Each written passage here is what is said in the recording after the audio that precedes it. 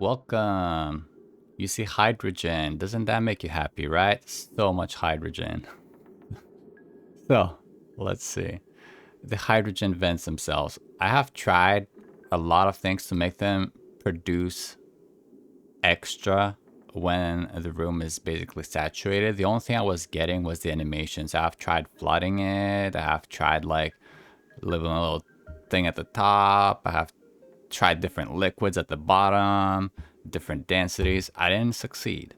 So my idea was to insulate it inside an environment that can deal with the temperatures. It sounds a little extreme because eventually it will rise towards 500 if you do it properly. And by doing it properly, I mean like you build double insulation. I'll get back on another video on that.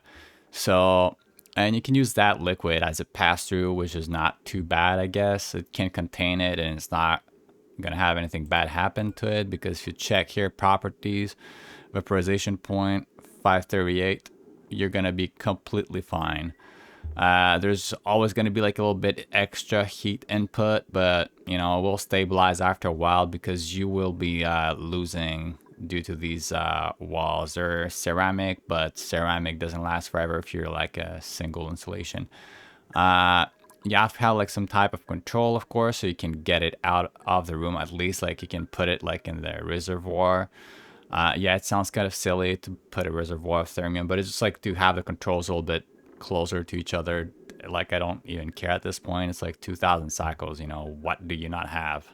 Uh, so basically, what you get to have with that is you keep pumping the hydrogen into the system as a priority. So like depending on how you put your loops in, this will be the priority feed.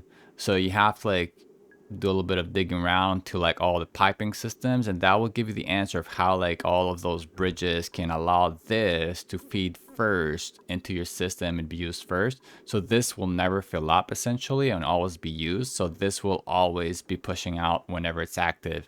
And then you use the excess of whatever. Like this is like the beginning kind of pattern that I try to do. I've done it better in different games, but you know, you learn as you go and you explore.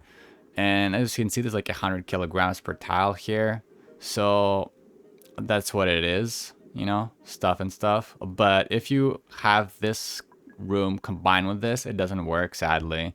So that's why I did this part. Like this will just stop working. Hopefully this helped a lot of people because in the beginning I was under the illusion that the hydrogen vent kept pushing, and hell no, it wasn't.